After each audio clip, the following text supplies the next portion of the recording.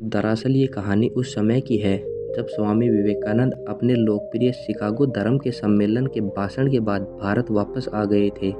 अब उनकी चर्चा विश्व के हर देश में हो रही थी। सब लोग उन्हें जानने लगे थे।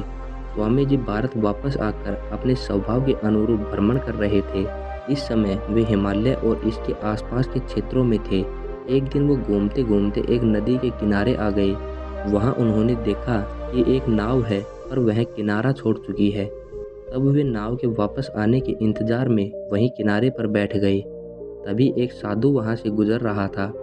उस साधु ने देखा कि स्वामी जी वहाँ अकेले बैठे हैं, तो वह स्वामी जी के पास गया और उनसे पूछा, तुम यहाँ क्यों बैठे हो? तभी स्वामी जी ने जवाब दिया, मैं यहाँ नाव का इंतजार कर रहा हूँ। साधु ने फिर पूछा, तुम्हारा नाम क्या है? स्वामी जी ने कहा, मैं विवेकानंद हूँ।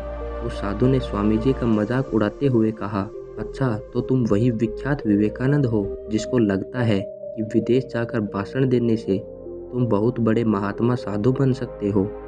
स्वामी जी ने साधु को जवाब नहीं दिया।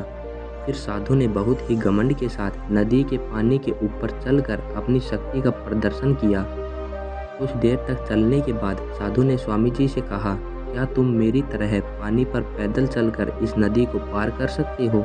स्वामी जी ने बहुत ही आदर और विनम्रता के साथ साधु जी से कहा, इस बात में कोई शक नहीं है कि आपके पास बहुत ही अद्भुत शक्ति है, लेकिन क्या आप मुझे बता सकते हो कि आपको यह असाधारण शक्ति प्राप्त करने में कितना समय लगा?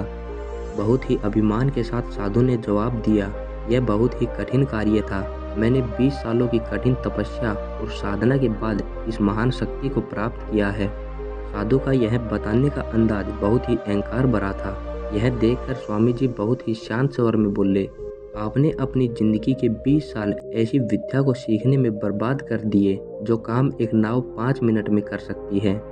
आप ये 20 साल किसी भी निर्धन, बेसहारा और गरीब लोगों की सेवा में लगा सकते थे, या अपने ज्ञान और शक्ति का प्रयोग देश और देशवासियों की प्रगति में लगा सकते थे।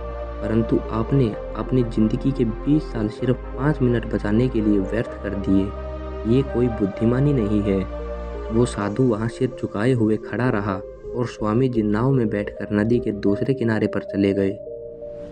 दोस्तों, ये छोटी सी कहानी हमें बताती है कि ज्ञान और शक्ति का सही प्रयोग करना आवश्यक है, लेकिन किसी शक्ति को प्राप्त करके यदि हम उस पर घमंड करते हैं तो यह हमारी सबसे बड़ी मूर्खता होती है, क्योंकि अपनी शक्ति का सही जगह पर इस्तेमाल करना ही असलियत में बुद्धिमानी है।